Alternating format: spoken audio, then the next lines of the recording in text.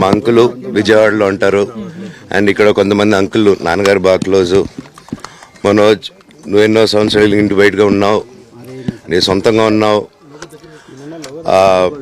మీ నాన్నగారు అమ్మగారు ఒకరే ఉన్నారు.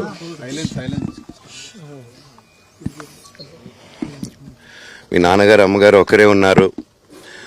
మీ అన్న ఏమో దుబాయ్కి షిఫ్ట్ అయిపోయాడు ఫ్యామిలీతో. మీ వైఫ్ ప్రెగ్నెంట్గా ఉంది.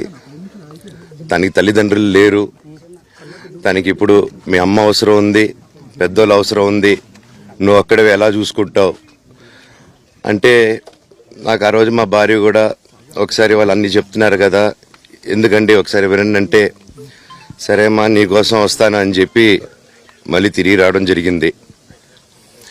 అండ్ నేను ఈరోజు నా గురించి ఆరోపణలు వేస్తున్నారంటే అది నేనేం చెప్పలేను. ఓన్లీ మీకు ఆధారాలు మాత్రమే చూపించగలుగుతాను.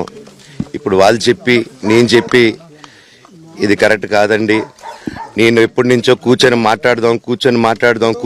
మాట్లాడదాం అంటున్నాను. పిల్లలకి లోకల్లో అక్కడ లోకల్లో ఉండేది ఎవరో కాదండి, మా బంధువులే అండి అందరూ. ఆ చుట్టుపక్కల గ్రామాలందరూ మా నానమ్మోళ్ళ ఊరు, మా అమ్మమ్మోళ్ళ ఊరు అందరూ మా వాళ్ళండి. వాళ్ళ పిల్లలు, మనవాళ్ళు, వాళ్ళ బంధువులు.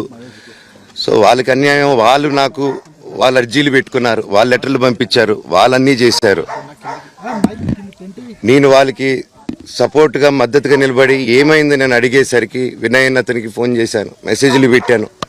సార్ వాట్ ఈస్ హ్యాపెనింగ్, నేను కావాలంటే కాలు మీద కూడా పడతానండి, ఈ ఇష్యూ క్లియర్ చేయండి, మాట్లాడుకుందాం అంటే చాలా దురుసుగా రిప్లైలు పెట్టారు. నేను ప్రతిదీ ఈరోజు సాయంత్రం 5:30కి ప్రెస్ మీట్ పెట్టి ఇన్నాళ్ళు ఆగానండి, ఇంకా ఆగలేను.